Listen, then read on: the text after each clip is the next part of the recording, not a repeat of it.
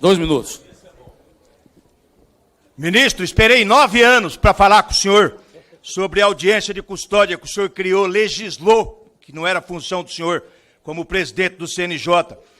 Tem um artigo aqui do Cláudio Humberto, no Diário do Poder.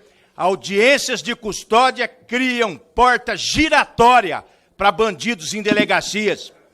Criminosos cometem um crime no final da madrugada e durante o dia e, por causa dessa maldita audiência de custódia, à noite dormem tranquilamente em suas casas, enquanto que a vítima, não sei que fim levou. 39.729 presos, isso até ontem na hora do artigo, deve ter aumentado. Já foram para casa, dormiram tranquilamente, horas após o cometimento do crime. Então, queria deixar aqui o meu repúdio à audiência de custódia. E o senhor falou bastante também em diminuir a letalidade policial, desencarceramento, diminuir o número de presos. A quem interessa diminuir a letalidade policial? A quem interessa diminuir o número de presos? Para a sociedade de bem que paga pesados impostos, eu tenho certeza que não é. Só para vagabundo e para criminoso, que volta para as ruas para cometer crime, para matar, roubar e estuprar. Então, o senhor pode ter certeza disso. Crie um mecanismo dentro do Ministério da Justiça para o senhor fazer uma estatística através de inteligência artificial de todos esses bandidos abatidos por forças policiais.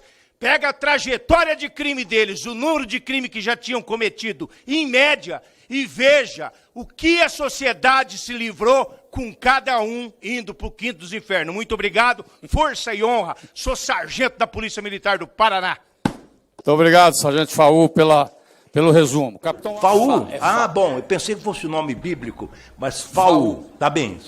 Perdão, porque a minha letra aqui ainda está confusa. Eu quero dizer, sargento Faú, que as audiências de custódia foram concebidas com as melhor das intenções. Quando eu assumi a presidência do Conselho Nacional de Justiça, nós tínhamos 850 mil presos e 40% dos presos eram provisórios. Ou seja, jamais tinham se defrontado com o juiz. E ficavam mofando meses, às vezes anos. E o que acontecia com essas pessoas, que muitas delas não mereciam estar presas, porque não cometeram crimes graves? Eram recrutados pelo crime organizado, que se instalou dentro das prisões. Então, hoje ainda temos um grande número de presos provisórios. As audiências de custódia nos permitiram, repito, diminuir o número de 850 mil presos para 650 mil presos. 200 mil que não deviam estar presos, porque cometeram crimes de bagatela, crimes de menor potencial ofensivo.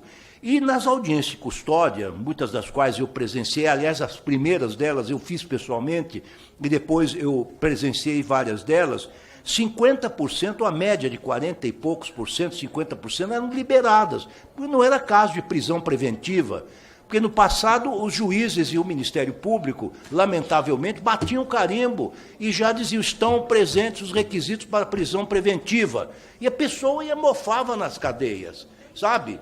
Em um ambiente insalubre, doentio, e eram recrutados, repito, pelo crime organizado.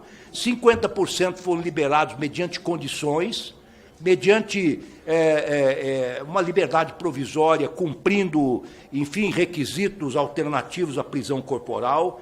4% de tortura, do crime de tortura, foram descobertos nessas audiências de custódia. Enfim, é um instrumento benfazejo, mas, como disse aos governadores do Sul e do Sudeste, é um instrumento que pode ser aperfeiçoado. Hoje, o juiz tem uma grande discricionariedade para liberar aqueles que entendem que têm direito a não serem presos e liberados mediante condições.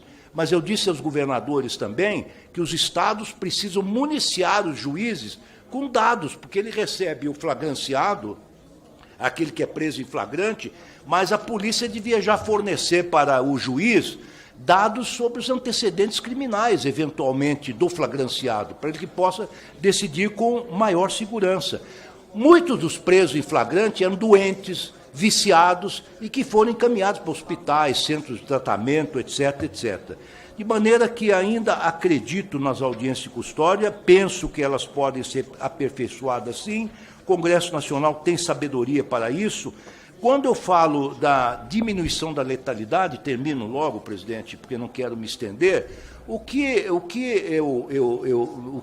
nos preocupa, e digo nós, e até o Poder Judiciário, ainda me considero um integrante do Poder Judiciário, porque o ministro do Supremo Tribunal Federal não é ex-ministro, é ministro aposentado. O que nos preocupa são os efeitos colaterais da letalidade policial, as balas perdidas.